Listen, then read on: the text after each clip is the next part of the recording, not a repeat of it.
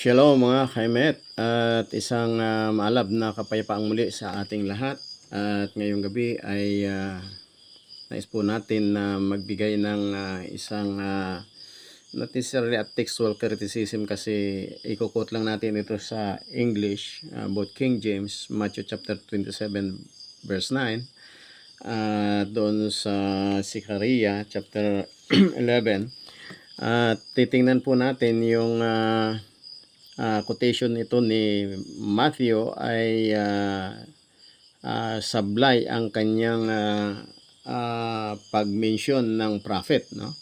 So sa ngayon sa Matthew chapter 27 verse 9, sa English ano po, then was fulfilled that having been spoken by Jeremiah the prophet, saying, and they took the 30 pieces of silver, the price of the one having been priced, whom they set a price on by the sons of Israel. No? So dito po ay nagko-quote si Matthew ng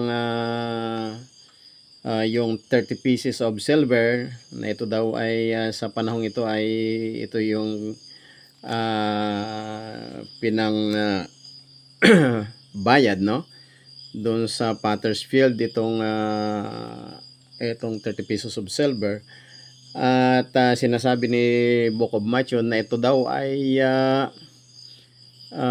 nandoon sa pagkasabi o sinabi ito ni Prophet Jeremiah. At kung ating lilimiin po ay at susuriin yung buong aklat ni Prophet Jeremiah ay wala po doon sa aklat ni Prophet Jeremiah itong pinagsasabi ni Matthew, no? O kung sino man ang sulat nitong Matthew ay tila isang blunder po ito dahil hindi po makita doon yung sulat na yon, no? Kundi doon natin po ito mababasa sa sinulat ni Prophet Zechariah chapter 11 verse 13. At ganito po ang pagkakasali na po sa English from Hebrew scripture. And Hashem said to me, through it to the potter's magnificence, that price that set on me of them. So I took the 30 pieces of silver and threw them into the house of Hashem for the potter. So makikita po natin yung verse na ito, wala doon kay kay Jeremiah, no? Kundi nandoon kay Prophet Zechariah.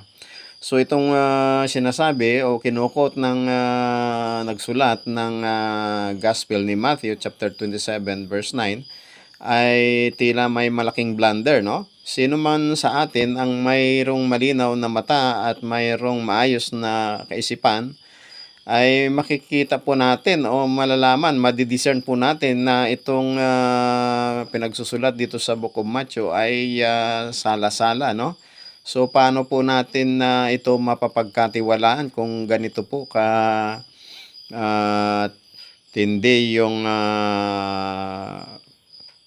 tawag ito, pagkakamali nito, no? So makikita po natin na hindi po maayos, no? Yung hindi nagtutugma, no? So si Prophet Zechariah po ang nagsulat niyan, hindi si Prophet Jeremiah. At itong mga sinulat ni Prophet Zechariah ay tiyak na hindi si Jesus ito, ano po, na sinasabi na siya ay ibininta ng halagang 30 pieces of silver, no? So isa po itong malinaw na tala dyan sa sinasabing gospel na hindi po pagkakatiwalaan, no? Cannot be trusted, okay? Dahil sa ganyang pagkakamali, no? So shalom po sa ating lahat, and may Hashem bless us all.